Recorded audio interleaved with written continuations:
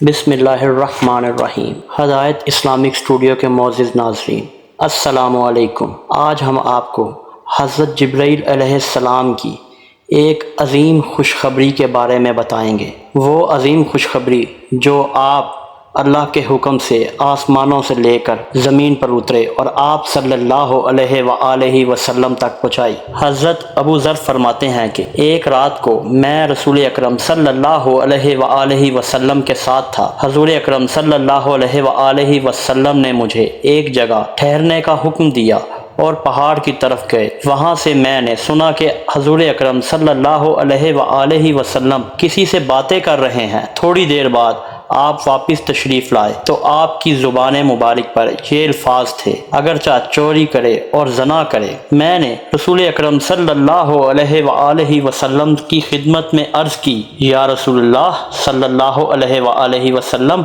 आप किससे बातें कर रहे थे? हज़ूर अकरम सल्लल्लाहु अलैहि वसल्लम ने फरमाया, जिब्रील अलैहिस्सलाम से। वो पहाड़ी के बीच में नाजिल हुए और कहा कि ए मोहम्मद सल्लल्लाहु अलैहि वसल्लम, अपनी उम्मत को खुशखबरी सुना दीजिए कि जो शख्स इस हाल में मरा कि इसने शिरक न किया हो तो वो जन्नत में दाखिल होगा। फिर हजूर अकरम सल्लल्लाहु अलैहि वसल्लम ने फरमाया कि मैंने जिब्रील अलैहिस्सलाम से पूछा, ख्वाह इसने चोरी और जना किया हो? जिब्रील अलैहिस्सलाम ने जवाब दिया, हाँ। मैंने दोबारा यही सवाल जिब्रील अलैहिस्सलाम से पूछा और उन्होंने मुस्बत जवाब दिया और कहा, बिल्कुल, अल्लाह ताला उन सब को माफ़ फरमा देंगे, बस वो शिरक ना किया हो। मैंने दोबारा हज़रत जिब्रील अलैहिस्सलाम से यही सवाल किया तो उन्होंने मुस्बत जवाब दिया और फरमाया कि हाँ, जो शख्स शिरक से पाक होगा वो जन्नती है।